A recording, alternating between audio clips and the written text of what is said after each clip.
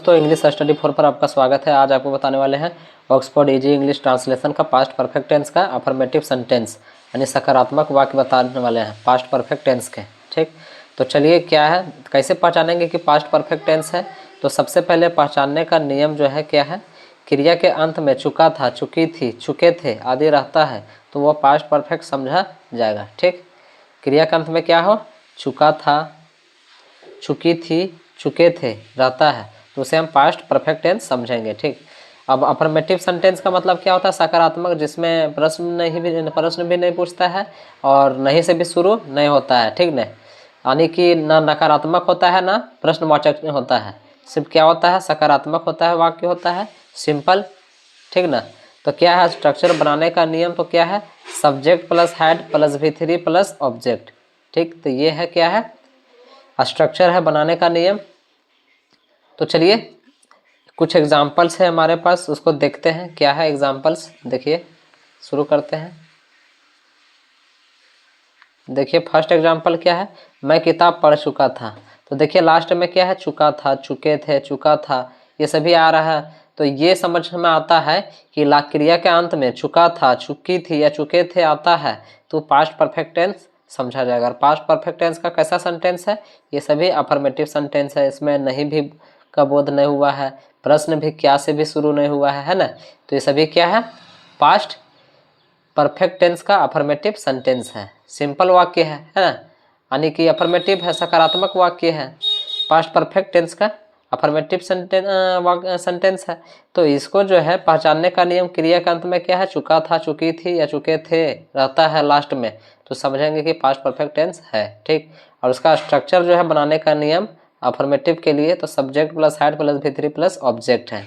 ठीक, तो चलिए शुरू करते हैं। क्या है कि मैं किताब पढ़ चुका था, क्या पढ़ चुका था, तो मैं किताब पढ़ चुका था। तो सबसे पहले किसको लिखेंगे, सब्जेक्ट को लिखेंगे, उसके बाद हैड, उसके बाद वर्ब का तीसरा फॉर्म, उसके बाद ऑब्जेक्ट। ठीक, तो क्या सब्जेक्ट, मैं का क्या होता है, आई, सब्जेक्ट लिख दिए, उसके बाद हैड का प्रयोग करना है, हेल्पिंग वर्ब हैड।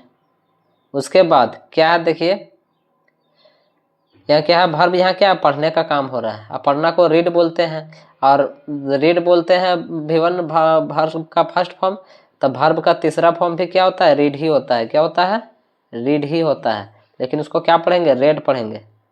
क्या पढ़ेंगे, क्योंकि रीड का थर्ड फॉर्म भी क्या होता है, रेड होता है, लेकिन लिखाता वैसा ही है। ठीक, तो आई हैड रेड। उसके बाद क्या है, ऑब्जेक्ट क्या है, तो किताब, तो क्या हो जाएगा, अब बुक, द बुक हो जाएगा। यहाँ क्या हो जाएगा, द बुक,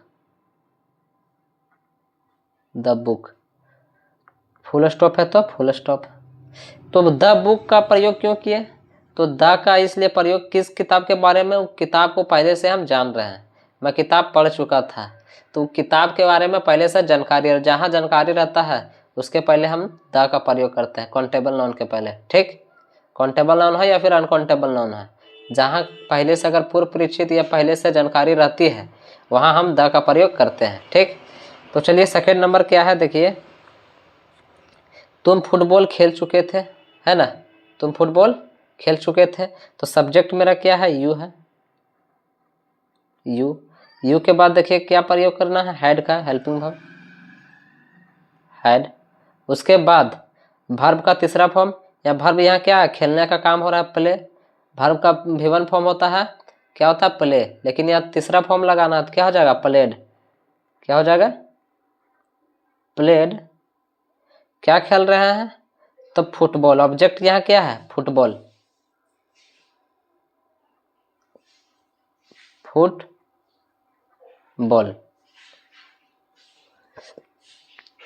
फुल स्टॉप। तो यू हैड प्लेड फुटबॉल, ये इसका सेंटेंस बन गया। ठीक, उसी तरह देखिए थर्ड नंबर क्या है, थर्ड नंबर है कि वह बाजार जा चुका था।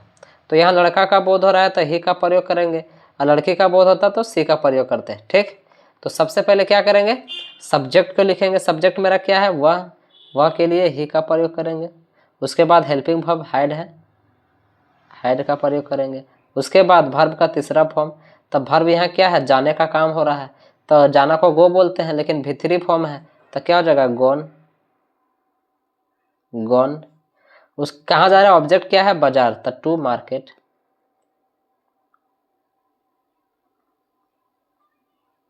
To market, full stop. तो he had gone to market, वह बाजार जा चुका था। ये इसका सेंटेंस बन गया। उसी तरह देखिए 4 नंबर क्या है कि वह स्नान कर चुकी थी। वह क्या कर चुकी थी? तो वह स्नान कर चुकी थी। ठीक, तो क्या हो जाएगा? सबसे पहले सब्जेक्ट यहाँ क्या है? लड़की है, वह स्नान कर चुकी थी, तो सी का प्रयोग करेंगे। सी सब्जेक्ट का प्रयोग कर दिए। उसके बाद हैड का प्रयोग करना है, हैड। उसके बाद वर्ब का तीसरा फॉर्म यहाँ क्या है? स्नान करना। स्नान करना को क्या बोलते हैं? Taken, taken bath. क्या बोलते हैं? Taken a bath, taken third form लगा है। अगर आईएनजी लगता तो भी फोर हो जाता है ना, टेकिंग हो जाता। तो यहाँ क्या है कि वह स्नान कर चुकी थी, तो टेकन अ बाथ का मतलब स्नान कर चुकी है, ये इसका सेंटेंस होता है। ठीक ना, तो सबसे पहले देखिए she had taken a bath, मतलब वह स्नान कर चुकी थी, ये इसका सेंटेंस बन गया। उसी तरह देखिए 5 नंबर क्या है हमारे पास? तो 5 नंबर देखिए वे लोग भोजन कर चुके थे या फिर खा चुके थे। ठीक, तो क्या होगा यहाँ? वे लोग का क्या हो जाएगा? सब्जेक्ट दे, दे के सब्जेक्ट के बाद किसका प्रयोग किया जाता है? हैड का, हैड। उसके बाद भोजन करना या खाना, है ना, खा चुके तो क्या हो जाएगा? ईटेन। इट मतलब भी1 फॉर्म होता है, लेकिन भी3 बोला है तो क्या हो जाएगा? ईटेन। भोजन को क्या बोलते हैं? Food object. तो सबसे पहले क्या करना है? सब्जेक्ट, सब्जेक्ट लिखना है। सब्जेक्ट क्या है? वे लोग यानी दे। उसके बाद हेल्पिंग वर्ब हैड का प्रयोग करना है। उसके बाद वर्ब का तीसरा फॉर्म, तो ईट मतलब खाना होता है, लेकिन तीसरा फॉर्म बोला है तो ईटेन हो जाएगा। उसके बाद ऑब्जेक्ट, ऑब्जेक्ट क्या है? भोजन, तब फूड लिख दिए, तो दे हैड ईटेन फूड, ये इसका सेंटेंस बन गया। ठीक, उसी तरह देखिए क्या है 6 नंबर? तो 6 नंबर देखिए आप लोग आम बेच चुके थे। क्या कर चुके थे? आप लोग आम बेच चुके थे, तो क्या हो जाएगा यहाँ? आप लोग का यू। उसके बाद यू के बाद हेल्पिंग वर्ब क्या है? Had, had. उसके बाद भी3 वर्ब यहाँ क्या हो रहा है? बेचने का काम हो रहा है, और वर्ब का सेल मतलब बेचना होता है, और सेल का भी3 फॉर्म क्या होता है? सोल्ड होता है। क्या होता है? सोल्ड होता है। ऑब्जेक्ट क्या है? आम, तो क्या हो जाएगा? मैंगोज। क्या हो जाएगा? मैंगोज हो जाएगा। तो मैंगोज क्यों हो गया? क्योंकि यहाँ सब्जेक्ट मेरा कैसा है? प्लूरल है, प्लूरल है तो ऑब्जेक्ट भी प्लूरल होना चाहिए ना, है कि नहीं? तो सब्जेक्ट के अनुसार ऑब्जेक्ट भी लगता है, अगर सिंगुलर रहता तो सिंगुलर लग जाता है ना। तो यहाँ क्या है? प्लूरल, आप लोग, तो क्या हो जाएगा? यू हैड सोल्ड मैंगोज, मतलब आप लोग आम बेच चुके थे, ये इसका सेंटेंस बन गया। तो सबसे पहले क्या करना है? सब्जेक्ट को लिखना है। उसके बाद हैड का प्रयोग करना है।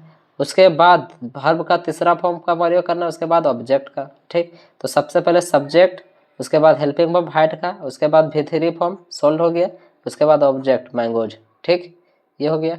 उसी तरह 7 नंबर देखिए क्या है? हम लोग घर पहुंच चुके थे, हम लोग घर पहुंच चुके थे, तो सब्जेक्ट क्या है? हम लोग, क्या हो जाएगा? वी। उसके बाद हैड का प्रयोग करना है, हेल्पिंग वर्ब हैड। उसके बाद वर्ब का तीसरा फॉर्म।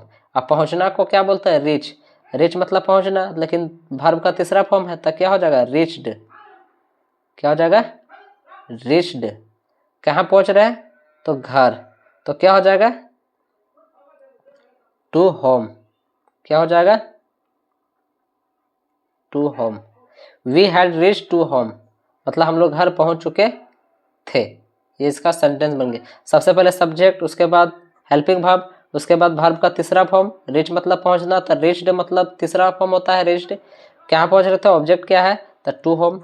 जहाँ आने जाने का बोध रहता है वहाँ हम टू का प्रयोग करते हैं। ठीक, उसी तरह देखिए 8 नंबर क्या है कि हम, तुम लोग स्कूल जा चुके थे। क्या कर चुके थे? तुम लोग स्कूल जा चुके थे, तो तुम लोग का क्या होता है? Subject you. उसके बाद हैड का प्रयोग करना है, हाइड। उसके बाद जाना को क्या बोलते हैं? गो, और गो का थर्ड फॉर्म क्या होता है? गोन। क्या होता है? गोन। उसके बाद ऑब्जेक्ट, तो कहाँ जा रहे हैं? स्कूल, तो क्या हो जाएगा? To school, school. ठीक, ये हो गया। क्या हो गया?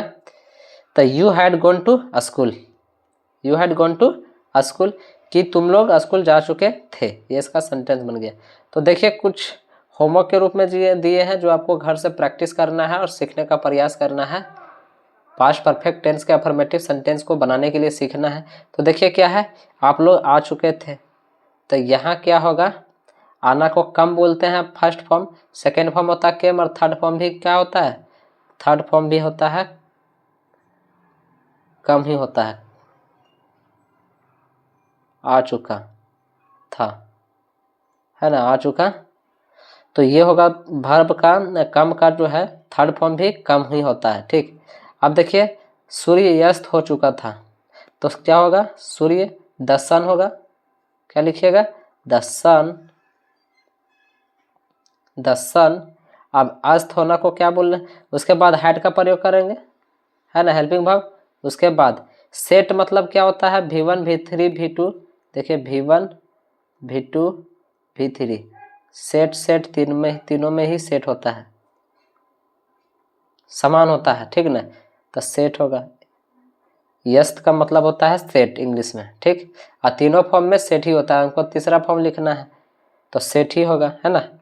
उसके बाद देखिए मैं लिख चुका था, तो लिखना को क्या, राइट रोट रिटेन होता है थर्ड फॉर्म, तो रिटेन का प्रयोग करेंगे, किसका प्रयोग करेंगे, रिटेन का प्रयोग करेंगे, लिख चुका।